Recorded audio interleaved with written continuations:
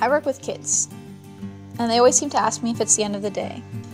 And to them, a 5-minute timeout might as well be an expulsion to a deserted island. Now I find myself feeling anxious at the thought of the end of the day, and I constantly crave a 5-minute timeout. Time doesn't change as we get older. Our perception of it does.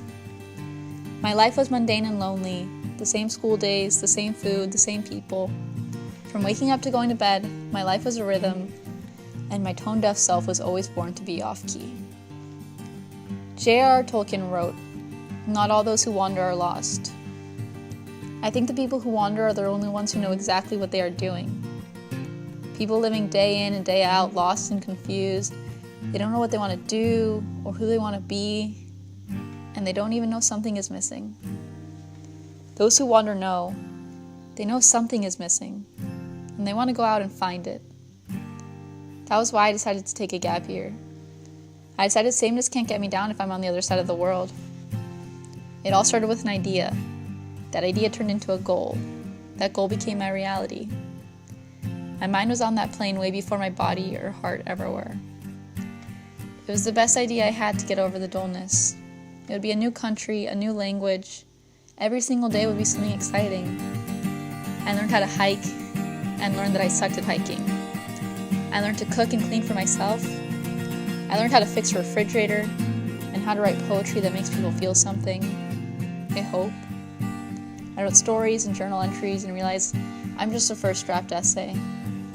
I'm scratched out metaphors and misplaced commas and a mixture of moments of inspiration and nights spent staring at a blank screen trying to find out a way to word the way I feel.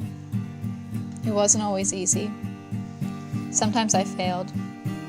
Sometimes I had no idea what I was doing or how to communicate to people or to ask when I needed help. Sometimes I cried. Sometimes I cried a lot. The aching for the life of sameness came back to me in the form of homesickness, and I didn't know how long I could handle being on my own. I realized the hardest part about being alive is actually living. It's crossing a few bridges, climbing some mountains, falling in waterfalls. Living is learning new languages, seeing things you've never seen before, or seeing things you see constantly, but looking at them with a new eye. Living isn't counting down the minutes, but having so much fun you let the minutes go by until the day is over and you realize how happy you are. Taking a gap year didn't stop me from an education. It taught me everything education couldn't. I could have learned there was an economic crisis in Greece, but instead I visited Greece and I saw the economic crisis firsthand. It taught me to grow thicker skin. It taught me how to deal with a broken heart. It taught me that a picnic in my living room with people I love can be more beneficial than stressing out over that math exam I failed 3 years ago. It also taught me not to spend every day in my living room, even if it is with people I love. Because every once in a while, everyone needs to go out and adventure and explore on their own. It taught me how to work with the environment, with refugee children, with soldiers. It taught me about politics and how much I hate politics. It taught me to love hard, laugh often, and give myself a good cry every once in a while. I didn't go out to find myself, because I never knew I was lost.